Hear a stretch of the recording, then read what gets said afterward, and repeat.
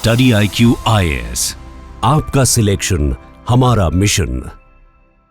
नमस्कार दोस्तों पिछले कुछ समय से इंडियन इकोनॉमी को लेकर कुछ अच्छी खबरें सामने नहीं आ रही थी और स्पेशली आपने देखा होगा जो Q2 का जीडीपी का नंबर सामने आया था बहुत ही ज़्यादा खराब था, निराशाजनक था। जस्ट 5.4% की बढ़ोतरी हुई थी, ग्रोथ हुई थी। लेकिन अब यहाँ पर बताया जा रहा है रिपोर्ट्स के आधार पर जो खराब समय था वो काफ़ी हद तक बीत चुका है। अब यहाँ पर जो भारत की अर्थव्यवस्था है वो रिकवरी के साइंस दिखा रही है। आप देख सकते हो खबर, worst seems to be behind, Indian economy shows signs of recovery. और इसी के बारे में थोड़ा सा डिटेल से चर्चा करेंगे कि आखिर ये है क्या और किस वजह से ये बोला जा रहा है। चलिए आगे बढ़ते हैं, लेकिन उससे पहले दोस्तों आप सबको बता दूं कि आप में से जो भी लोग यूपीएससी की प्रिपरेशन कर रहे हैं 28 फरवरी तक आप हमारा संपूर्ण बैच अगर आप लेते हैं तो यहाँ पर एक्स्ट्रा डिस्काउंट के साथ आपको ये बैचेस मिल जाएंगे just by using this code Ankit live, और इसका जो लिंक है वो कमेंट सेक्शन में दिया हुआ है। और इसके अलावा अगर आप एमसीक्यूज अटेम्प्ट करना चाहते हैं तो मेरे इंस्टा पेज पर जाइए, वहाँ पर स्टोरीज में जितने भी एमसीक्यूज हैं उसको भी आप अटेम्प्ट कर पाएंगे।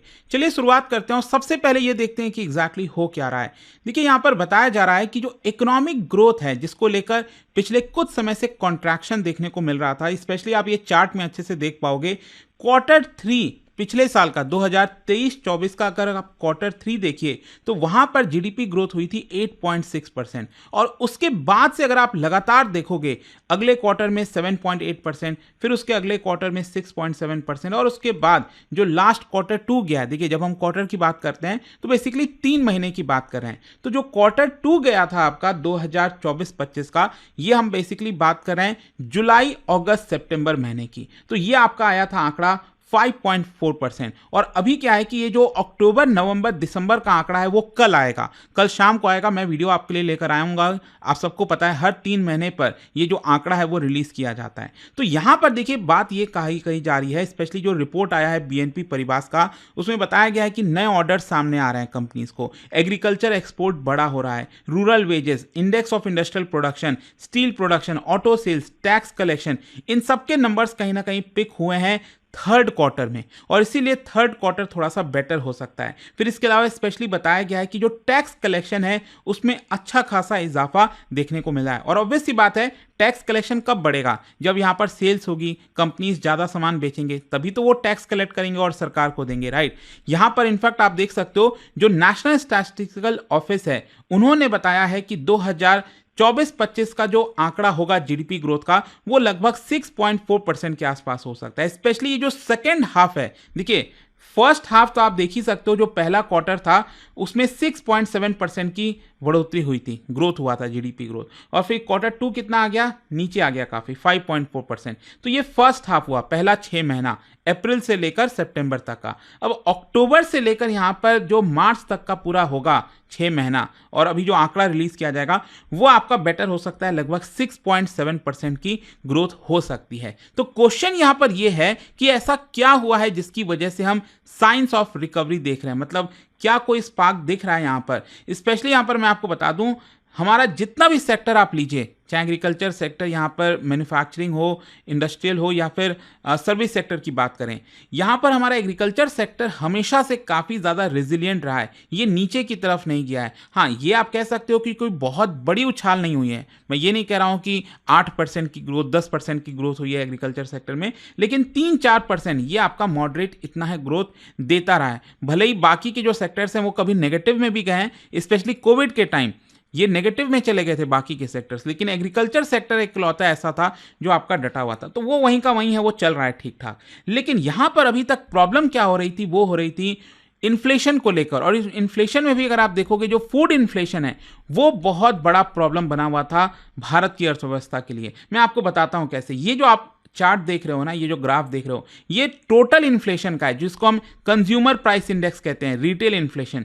तो ये अगर आप देखोगे तो अभी कुछ समय पहले, कुछ महीने पहले आप देख सकते हो सितंबर अक्टूबर में ये आपका आरबीआई का जो टारगेट है 2% से 6% के बीच में, ये उसके ऊपर चला गया था, राइट। ये लगातार बढ़ता जा रहा था, लेकिन पिछले 3-4 महीने से अगर आप देखोगे जो टोटल इन्फ्लेशन है वो लगातार महीने दर महीने गिरता जा रहा है। तो यहां पर बेसिकली अगर आप देखिए लेटेस्ट आंकड़ा जनवरी 2025 का, पिछले महीने का, ये पहुंच गया आपका 4.2% जो कंज्यूमर प्राइस इंडेक्स है। तो इतना होना चाहिए, चलो ये ठीक है, लेकिन प्रॉब्लम कहाँ है? प्रॉब्लम है बेसिकली फूड इन्फ्लेशन को लेकर। हमारा टोटल इन्फ्लेशन कितना आ रहा है? 4% के आसपास, लेकिन फूड इन्फ्लेशन आप देखिए कुछ महीने पहले अक्टूबर में ये 10% के ऊपर, इनफैक्ट 11% के करीब पहुंच गया था।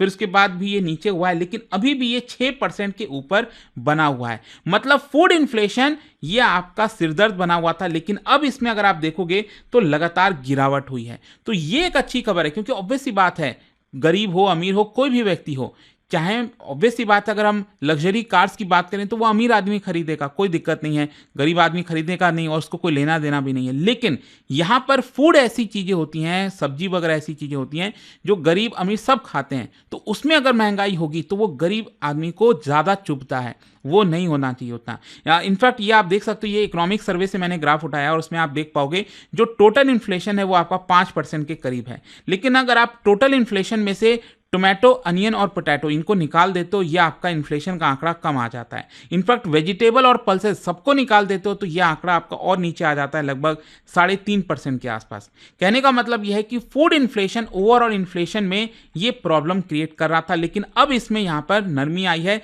जिसकी वजह से जैसे मान लो अगर क्या होगा, एक गरीब व्यक्ति के पास थोड़ा पैसा बचेगा क्योंकि उसको ज़्यादा खर्च नहीं करना पड़ेगा फूड वगैरह के ऊपर, तो वो कहीं और खर्च करेगा, तो इसकी वजह से और ज़्यादा एक्सपेंडिचर वगैरह बढ़ता है, इकोनॉमिक ग्रोथ आपको बेटर देखने को मिलती है। फिर नेक्स्ट यहाँ पर जो एक स्पार्क देखने को मिला है और वो है आपका कैपिटल एक्सपेंडिचर को लेकर। इनफैक्ट क्या होता है ना कि सरकार को ये देखना चाहिए कि सरकार के जितनी आमदनी हो रही है उससे कितना ज़्यादा खर्च कर रही है। सरकार वैसे खर्च तो ज़्यादा करती है, मतलब अगर 1000 की इनकम है सरकार की तो सरकार 1400 रुपये खर्च करेगी, अक्सर ये होता है और ये होता ही आ रहा है और ये चलता रहेगा।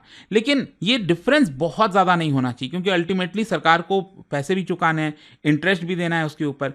तो यहाँ पर अगर हम बात करें कैपिटल एक्सपेंडिचर की, तो उसको इस बार के बजट में मॉडरेट रखा गया। एक्चुअली हुआ क्या था 2024-25 में, अगर आप देखोगे, मतलब अभी ये जो करंट फाइनेंशियल ईयर चल रहा है, इसमें पहले साल के शुरुआत में निर्मला सीतारमण जी ने जो टारगेट रखा था कैपिटल एक्सपेंडिचर का, वो था 11.1 लाख करोड़, 11 लाख करोड़ के आसपास। लेकिन एक्चुअल में जो अब खर्च हो रहा है उसको रिवाइज किया गया और सरकार का कहना है कि हमने सिर्फ 10.2 लाख करोड़ के आसपास ही खर्च किया है। तो यहाँ पर क्या है कि पहले जो सरकार ने 11 लाख करोड़ का बजट रखा था कैपिटल एक्सपेंडिचर को लेकर, वो थोड़ा सा ही बढ़ाया है, 11.2 लाख करोड़ ही किया है इसको, जो अभी 2025-26 का बजट है। और इसका मेन कारण यही है कि सरकार अपना फिस्कल डेफिसिट सुधारना चाहती है। और अगर आप देखोगे यहाँ पर फिस्कल डेफिसिट में हमने बहुत अच्छा काम किया है। यहाँ पर आप देख सकते हो भारत सरकार का फिस्कल डेफिसिट कोविड के समय स्पेशली 8-9% तक चला गया था, which is not good, 8-9% of GDP. लेकिन अब यहाँ पर जो टारगेट रखा गया है 2025-26 का, अगले फाइनेंशियल ईयर का, वो है 4.4%। मतलब सरकार बहुत ज़्यादा एक्सपेंडिचर की तरफ नहीं जाएगी, पैसे थोड़ा सा सेव करने की तरफ जाएगी। नेक्स्ट यहाँ पर एक और जो इंपॉर्टेंट रिकवरी के साइन है और वो है आपका boost to consumption. No doubt अगर आप देखोगे अभी जो यूनियन बजट आया था, इसमें आपको याद होगा सरकार ने टैक्स स्लैब में एक बड़ा बदलाव किया था। अगर आपकी इनकम 12,75,000 तक है, अगर आप सैलरीड हैं, तो एक भी पैसा आपको टैक्स नहीं देना है। पहले ये आंकड़ा आप सबको याद होगा 7 लाख 7.5 लाख तक हुआ करता था, लेकिन अब इसमें बड़ा बदलाव हुआ और इसकी वजह से आप देखिए यहाँ पर लोग क्या करेंगे, यहाँ पर अलग अलग चीज़ों में खर्च करेंगे, लोगों का डिस्पोजेबल इनकम बढ़ेगा। इनफैक्ट बताया ये जा रहा है कि 3 करोड़ सैलरीड इंडिविजुअल्स को इससे फायदा होगा। और देखिए किसी को 20,000 का फायदा, किसी को 50,000 का, मैक्सिमम 1,10,000 तक का आपको फायदा होगा अगर आप हायर इनकम ब्रैकेट में आते हो। तो आप समझ रहे हैं कि कितना ज़्यादा इससे फायदा मिल रहा है। और इसकी वजह से यहाँ पर जो ड्यूरेबल ऑटोमोबाइल आइटम्स हो गए, asset management, health care, travel, jewellery, बहुत सारे सेक्टर्स को इससे फायदा होने वाला है। मिडिल क्लास उन सब चीज़ों पे एक्सपेंडिचर करेगा, स्पेंड करेगा, क्योंकि उसका डिस्पोजेबल इनकम बढ़ेगा अल्टीमेटली। और इसकी वजह से देखिए यहाँ पर जो लोन्स वगैरह उसने लिया था वो चुका पाएगा एक मिडिल क्लास व्यक्ति, और इसकी वजह से अल्टीमेटली लोन चुका पाएगा, मतलब बैंकों के लिए फायदा है। बैंक एक तरह से अपना पैसा वापस ले पाएंगे, अदरवाइज अनसिक्योर्ड लोन्स काफ़ी ज़्यादा गहरे संकट में आते जा रहे थे। तो ये कुछ रिकवरी के साइंस हैं। लेकिन दूसरी तरफ यहाँ पर लेकर इसको क्रिटिसिज्म भी हो रहा है। रघुराम राजन जी, आप सबको पता है, फॉर्मर आरबीआई गवर्नर हमारे, उनका ऐसा कहना है कि चलो एक बार के लिए थोड़ा सा रिबाउंड होगा, इकोनॉमी हमारी थोड़ी सी बढ़ सकती है, लेकिन अभी भी हम पोटेंशियल से नीचे हैं। उनका ऐसा मानना है कि भारत की अर्थव्यवस्था जितना ग्रो कर सकती है उतना ग्रो नहीं कर रही है। उनका मानना है कि यहाँ पर अभी जो आंकड़ा आएगा, कल जो आंकड़ा रिलीज किया जाएगा, उसमें हम 6% से ऊपर जा सकते हैं, लेकिन यहाँ पर अगर आप देखोगे तो मोस्ट पॉपुलस कंट्री होने के नाते हमें और ज़्यादा जॉब्स क्रिएट करना है। तो अगर हम यही 6% 7% ग्रो करते रहे तो कोई फायदा नहीं होने वाला।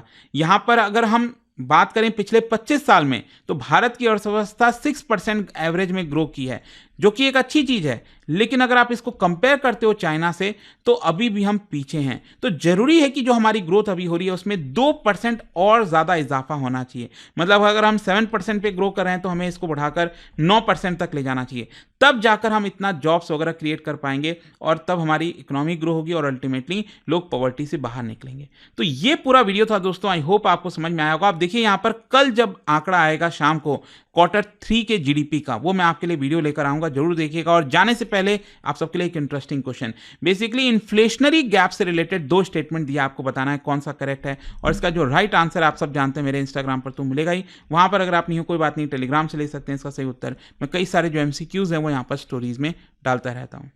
दोस्तों, यूपीएससी एस्पिरेंट्स हो या बनने वाले हो, मेरे पास है आपके लिए एक game changing opportunity, study IQ का नया संपूर्ण बैच। सोचिए, एक कॉम्प्रिहेंसिव प्रोग्राम जिसमें मिलेगा सब कुछ, टॉप एजुकेटर्स के साथ 1000+ आवर्स की लाइव क्लासेस, पर्सनलाइज्ड मेंटरशिप और हैंड रिटन नोट से लेकर PRP, MRP जैसे इंटेंसिव प्रोग्राम्स तक। और बात स्कॉलरशिप्स की करें तो प्रीलिम्स क्लियर करो, पूरा फीस रिफंड पाओ। टॉप परफॉर्मर्स के लिए हर मंथ 11,000 रुपीज का कैश रिवॉर्ड। सिल्वर, गोल्ड या platinum, choose the plan that fits your needs. X secretary Anil Swarup जी खुद गाइड करेंगे आपको इस जर्नी में। स्टडी IQ पर 2 करोड़ इंडियंस का ट्रस्ट है और अब संपूर्ण बैच के साथ आपका यूपीएससी ड्रीम भी होगा अचीव। आपको करना क्या है, कमेंट में दिए गए संपूर्ण बैच के लिंक पर क्लिक करें and once you click on buy now, आप देख सकते हो डिस्काउंट कोड्स। वहां पर टाइप कीजिए अंकित लाइव एंड आपको मिलेगा सबसे lowest price and your IAS journey starts here. Study IQ IAS, आपका सिलेक्शन हमारा मिशन।